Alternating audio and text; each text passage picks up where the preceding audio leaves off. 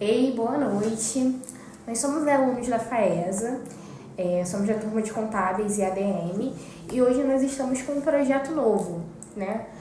Nós viemos hoje com a proposta de fazer um podcast para conversarmos um pouco mais sobre endividamento, como ele vem interferindo as pessoas da nova geração, da antiga também, e dando mais ênfase na saúde mental das pessoas, em como elas ficam, abaladas com falta de dinheiro, falta de planejamento financeiro, entre outras coisas.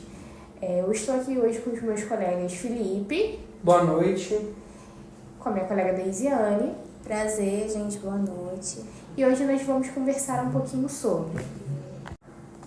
Bom, vamos falar mais sobre o endividamento, como ele afeta as pessoas diretamente na saúde mental delas e como que a educação financeira é negligenciada no Brasil. Porque, assim, muitas das vezes as pessoas se colocam em situação de endividamento, quase a metade da população brasileira hoje se encontra em estado de endividamento, muito por conta dessa negligenciação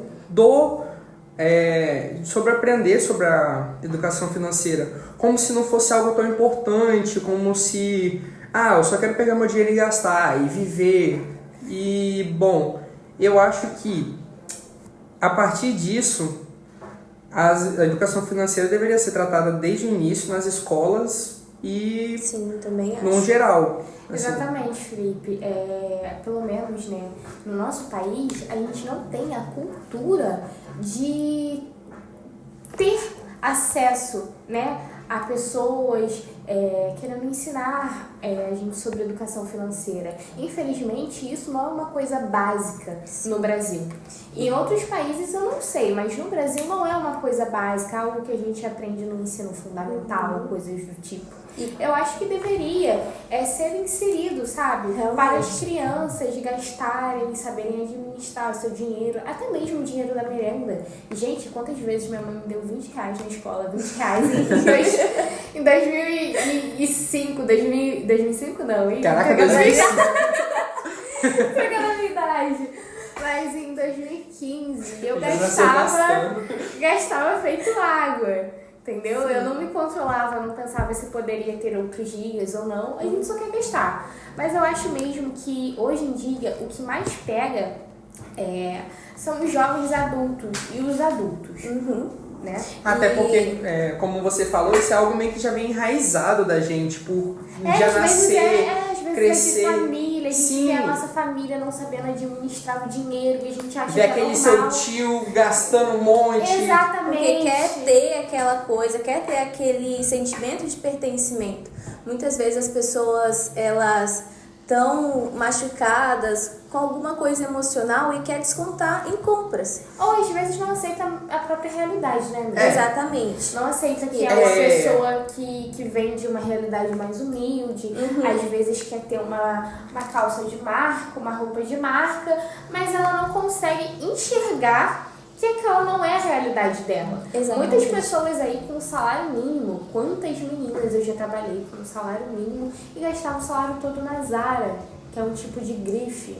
Pra Sim. gente que é pobre, a Zara é uma grife. Assim, Sim. Eu acho que a partir, desde o início, um dos principais motivos de estar se enraizando essa questão é também a influência digital que a gente tem sobre isso, porque eu não digo só sobre os celulares, influências hoje em dia, mas vai me dizer que quando você era criança você não via uma propaganda passando na televisão de um doce, de um desenho, de Exatamente. um produto. Acho que a gente também tem muito fácil acesso. Primeiro dinheiro que eu peguei do negócio, eu fui lá comprar um brinquedo do Ben 10 que eu queria porque eu vi passando na propaganda. Meu sonho era ter dinheiro para comprar a pista da Hot Wheels. Então, querendo ou não, essa influência que esse marketing, que vai trazendo, tudo isso vai, desde cedo você olhando aquilo, você vendo na televisão, caraca, eu quero muito comprar isso. E isso vai trazendo até hoje em dia, você vai passando no Instagram, aí você falou sobre a questão das áreas, você olha assim e fala, puta que Coleção Eu quero nova essa na calça, casa. eu quero essa calça. Nossa! Não, vocês deram ênfase a realmente sobre o marketing, o poder que o marketing tem nas nossas vidas, mas eu acho que de um influenciador também é muito importante a gente pautar. Porque o que acontece? Milhares de pessoas acompanham a Virgínia, vê tudo que ela posta, acompanham o dia a dia dela com as filhas dela, né? E assim, muitas pessoas querem ter o padrão de vida da Virgínia e acreditam fielmente na Virgínia, sabe? Gostam da Virgínia de graça. Então, assim, a Virgínia, ela estava sendo investigada, ela teve a CPI das bets. Sim. Por conta de jogo de tigrinho, por conta de muitas pessoas apostarem dinheiro e não ver retorno, porque é um jogo de azar. E pessoas que, se fossem bem instruídas e de fato tivessem educação financeira, acho que elas não sofreriam desse mal, ou a gente não teria uma grande taxa, sabe? Porque para chegar nesse nível, gente, eu acho que... Querendo ou não, são muitos tópicos que dá para se puxar a partir dessa questão do endividamento por cassinos e casas de aposta e tigrinho. Porque, até tipo mesmo assim... compulsão, tem pessoas Sim. que têm compulsão em gastar dinheiro. Tem estudos já que provam a forma em que as pessoas se viciam nos jogos, porque, querendo ou não, é uma dopamina ali que vai te dando, você ganhando, soltou a carta, tá vindo, nossa, muito dinheiro. Aí depois você vai, joga esse dinheiro, ganhei 100, deixei 20, perdi os 20, botei mais 20, e o 100 que você ganhou já foi junto de outro dinheiro que você já tinha. E aquela renda extra, que eles sempre falam, acaba não sendo o que você gasta, e sim o que você tinha para pagar a conta do mês, fazer a compra. Exato. Realmente. E a Virgínia, ela foi maliciosa, sabe? Porque ela fez uma imagem que muitos ali já sabem que ela não é daquela forma. Ela foi com uma imagem, passando de ser uma imagem de menina, inocente, mas que ela não é. E que não vê nada demais nas pessoas apostando. Exatamente, porque a realidade dela é outra. A realidade dela, ela é milionária, ela tem uma empresa de perfumes, então assim, dane-se as pessoas, sabe? Vendo aquilo como se fosse uma brincadeira, mas não é brincadeira, aquilo envolve dinheiro. Exatamente. E assim, eu acho que um bom exemplo pra gente citar aqui sobre esse bate-papo é no filme Até que a Sorte Nos Separe. Sim. Porque ele trata o Tino, né? Basicamente, a gente resumindo no filme, ele ganha na loteria e ele é uma pessoa que ele tem um descontrole financeiro imenso. E que ele era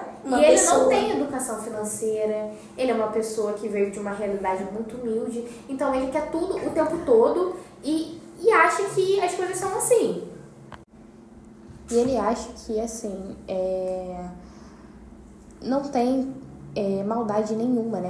Dele sair comprando tudo. Exatamente. O tempo todo. Ele acha que tá tudo certo. E eu acho que é isso. Eu acho que é o retrato de muitos brasileiros hoje em dia. Exatamente, Maria. E eu acho que por ele não ter conseguido conquistar isso antes, quando ele teve essa oportunidade, ele não teve um plano financeiro para seguir. Ele simplesmente pegou esse recurso que ele conseguiu, né, por sorte, porque ele realmente ganhou na loteria, ele pegou esse recurso e saiu gastando a reveria. Como se não houvesse um Como se não amanhã. houvesse um amanhã. E aí ele se esqueceu que esse dinheiro não seria para sempre, se ele não tem um plano para seguir, se ele não tem uma educação financeira ali. E aí ele comprou mansão, comprou carros, mas e detalhe, tudo isso, ele comprou tudo do que, tipo assim, não, isso aqui é o que vai me trazer mais luxo, é o que vai me trazer mais... Eu vou parecer mais rico com isso. Exatamente. Porque eu acho que isso é um ponto que mais indivíduo no Brasil é a pessoa querer ser o que ela não pode ser. E a gente volta naquele ponto da pessoa não Exatamente. aceitar a realidade. Não aceitar a realidade. Dela viver de Exatamente. aparências. E foi isso que ele fez. É igual uma pessoa comprar um iPhone do ano, mas não conseguir pagar, tipo, a maioria das contas direito em casa e passar sufoco E por andar conta de disso. ônibus. É. Sabe? Tem que definir as prioridades da vida, sabe? Foi o que ele não fez. Ele comprou mansão, comprou carro, mas não teve uma renda ali para sustentar o que ele tinha, o que fez com que ele falisse. É simplesmente isso. Então, acho que, basicamente, como conclusão que a gente pode tirar disso, é que a educação financeira no Brasil ela tem que ser priorizada e tem que colocar isso como frente, Sim. desde o início, em escolas, até a quem já é mais velho. Isso ser aplicado, a pessoa poder anotar as dívidas, começar a ter uma programação maior de como gastar o dinheiro, de como ela vai trazer aquele salário que ela recebeu sem gastar, igual muitas vezes acontece, a pessoa gastar o salário que ela recebeu agora, passou 2 horas e já acabou. Então, sim. E as pessoas também que têm cartão de crédito com limite mais alto do que recebe. Isso eu acho que é uma irresponsabilidade gigantesca, porque você não tem como pagar esse limite altíssimo. E aí você realmente vai ficar com o nome na Serasa. Entra numa bola de neve. Foi o que o Felipe disse. Eu acho que se fosse aplicado desde cedo, nas escolas, em universidades, num todo, eu acho que isso melhoraria bastante. Eu sinto que, pelo menos no nosso país, a gente não tem o suporte necessário para isso. A gente não vê tantas pessoas, assim, óbvio que se você procurar na internet ou coisas do tipo, você vai encontrar. Mas não é algo do nosso cotidiano, pessoas falando sobre educação financeira. Pelo menos eu não vejo, eu não sei vocês. Sim. Porque as pessoas negligenciam muito essa parte. Exatamente. Mas, basicamente, eu acho que assim dá para encerrar nosso papo. Isso, pessoal. Espero que vocês tenham gostado. Muito obrigada por assistir. Muito obrigada.